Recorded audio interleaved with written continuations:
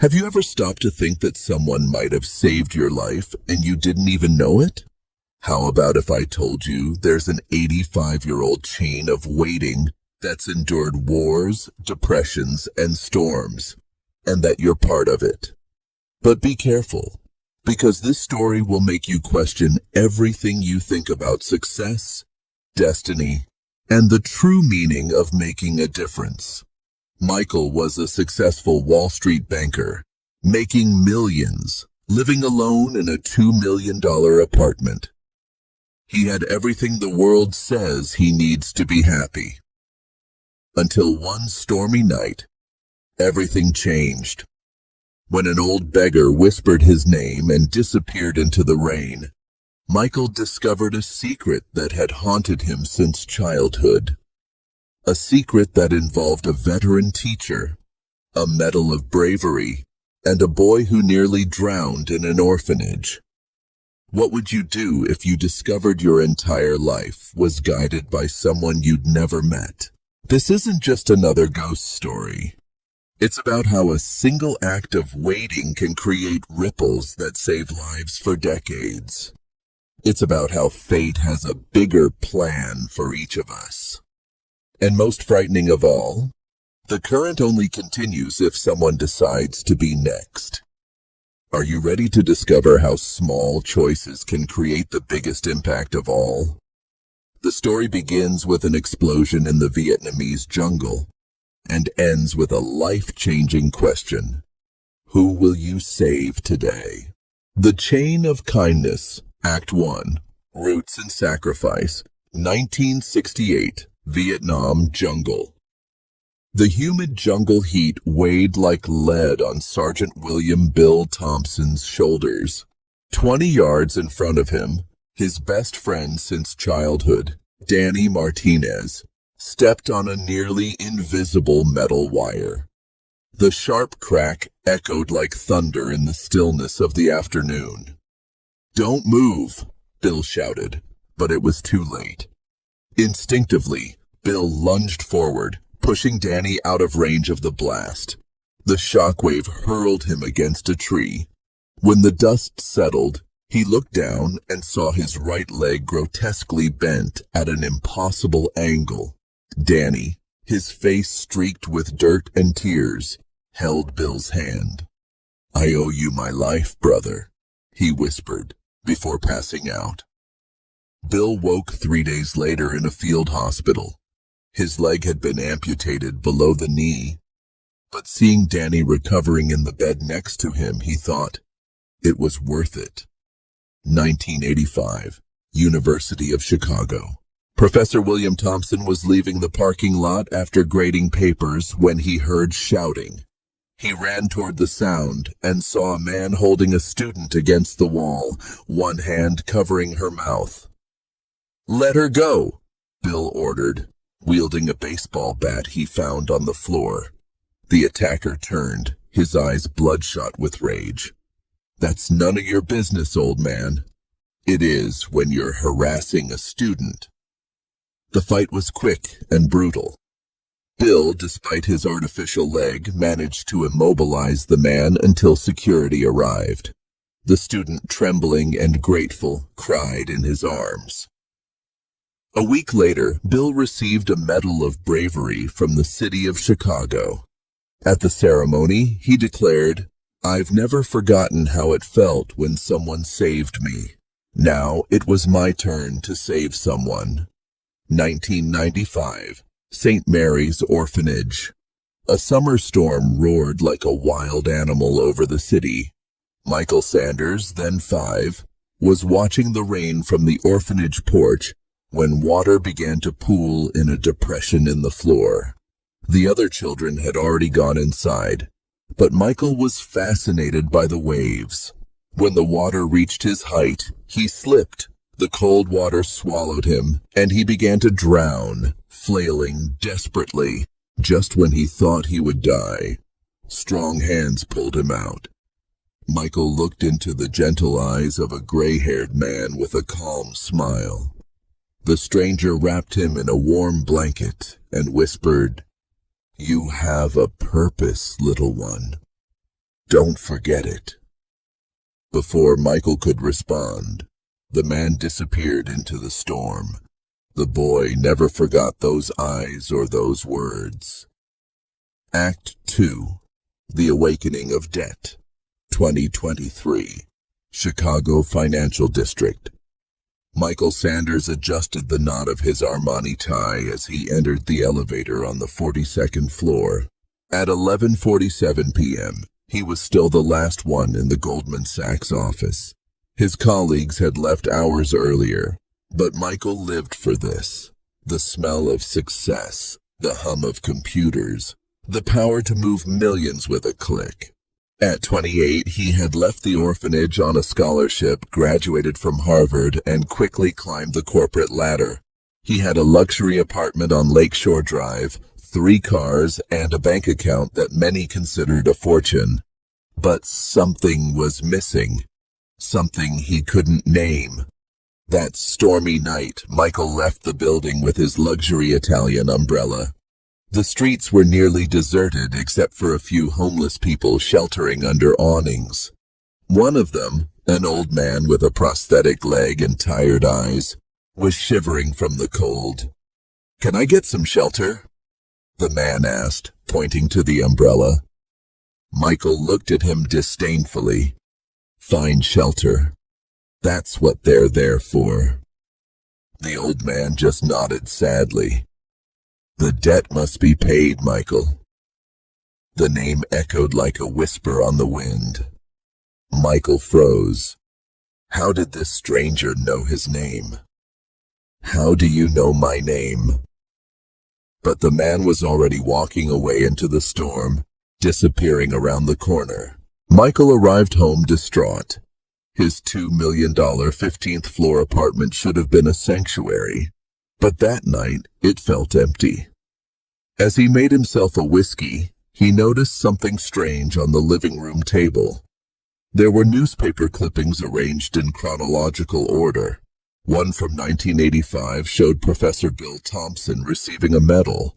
Another from 1995 showed the same man in front of St. Mary's Orphanage during a visit.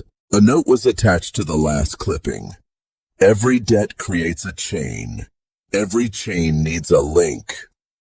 Michael grabbed his laptop and began researching. The more he learned about Bill Thompson, the stranger the story became. The professor had died 5 years earlier in a car accident. But his old apartment, it was exactly the same one where Michael lived now. His fingers trembled as he typed. He discovered that Bill had donated regularly to St. Mary's Orphanage for decades. And there was more, anonymous emails sent to his old apartment address, all referencing specific moments from his childhood. June 15th, 2001. "I hope you're doing well in school." March 3rd, 2005. "I'm proud you've been accepted to Harvard." September 12th, 2010. "Keep fighting, Michael." Each email coincided with important events in his life that no one else was supposed to know about. Michael felt a wave of dizziness. The old man with the umbrella was Bill Thompson, who had saved his life as a child and had been watching, caring, and guiding him silently through the years. The next morning at the public library, Michael discovered the full truth. Bill Thompson hadn't appeared out of nowhere. He himself had been saved by a veteran during the Great Depression, a man who had paid for his education when Bill was a homeless youth. And this veteran? He had been helped by a farmer during World War I, who had sheltered him from a deadly storm and fed him when he was near death. The line stretched back 85 years, an unbroken chain of kindness that had saved lives, changed destinies, and created opportunities. And now, the missing link was Michael. Act 3. Paying it forward. The mirror of the past. Michael began to see frightening parallels between his life and Bill's. Both had lost the love of their lives. Bill, his wife, to cancer. Michael, who had never known his parents. Both had isolated themselves from the world, taking refuge in work and material success. But Bill had found meaning in helping others. Michael was still trapped in the armor of his own ambition. In the weeks that followed, Michael began to feel a constant presence. When he was alone, he had the distinct sensation of being watched. Sometimes he noticed small changes in his apartment. A book on a different shelf. A cup of hot coffee on the table. He realized Bill wasn't trying to scare him. He was showing him the way. 3 months later, on another stormy night, Michael left the office early. He needed to think. The streets were wet, and the dark sky foretold more rain. As he passed the corner where he had met the old man, he saw a familiar scene. A young journalist, Sarah Chen, was struggling with a broken umbrella. She was carrying a briefcase with important documents. An investigation into corruption in veterans' contracts. Suddenly, a runaway taxi barreled toward him. Sarah froze, staring at the approaching headlights. Michael didn't think. He ran and pushed her away. The impact threw him against a fire hydrant, and he felt something rupture inside him. As blood flowed, he saw Sarah safe, her eyes wide with fear and gratitude. You saved me," she whispered. Michael smiled weakly, remembering the circle closing. "The debt must be paid," he said, repeating old Bill's words. In the hospital, during his recovery, Michael had a vision. Bill was there, not as a ghost, but as a real presence, proud and at peace. "You finally understand," Bill said. "Success isn't about what you take from the world, but what you give back. Now the chain continues with you." Michael woke with tears in his eyes. This time they were tears of understanding, not pain. 6 months later, Michael left his position at Goldman Sachs. Using his wealth and experience, he founded the Thompson Sanders Foundation, dedicated to veterans and at-risk children. Sarah, inspired by his courage, became the foundation's communications director. Michael also decided to adopt a boy from St. Mary's Orphanage, a 5-year-old who was always alone in the yard, fascinated by the rain puddles. At the foundation's opening, Michael spoke to a crowd of veterans, children, and volunteers. He remembered Bill, the Great Depression veteran, the World War I farmer, and all the invisible links in the chain. "Every act of kindness creates ripples that can change the world," he said into the microphone. "Tonight, we became part of that ripple." Sarah held his hand, and the adopted boy played happily in the garden. The storm had passed, and the sun was shining again. The chain of kindness continued. Years later, when visiting Bill's grave in the Chicago cemetery, Michael always left a flower. But sometimes, when the wind blew, he swore he heard a familiar laugh and saw a blue umbrella swinging from the branch of a nearby tree. The debt had been paid. The chain would never be broken. In the United States, it's believed that anyone can succeed in life. But true success isn't measured by what we accumulate, but by the lives we touch and the legacy we leave. Every act of kindness creates ripples that can truly change the world. And this chain, it doesn't stop here. It's not just a story. Every choice you make, no matter how small, can be the next link. It can change a life. It can be the beginning of a new chain that lasts 85 years or more. Now I want to hear from you. What was your link? Has someone ever done something for you that changed everything? Tell us in the comments.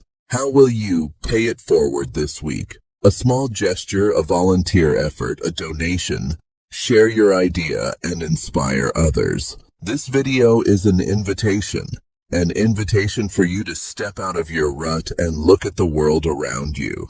The chain of kindness only exists if someone decides to continue it. Click like if this story touched you. Subscribe for more stories that restore faith in humanity. And most importantly, share this video. Who knows? Maybe you're starting a new chain in the life of someone who needs to see this right now. The decision is yours.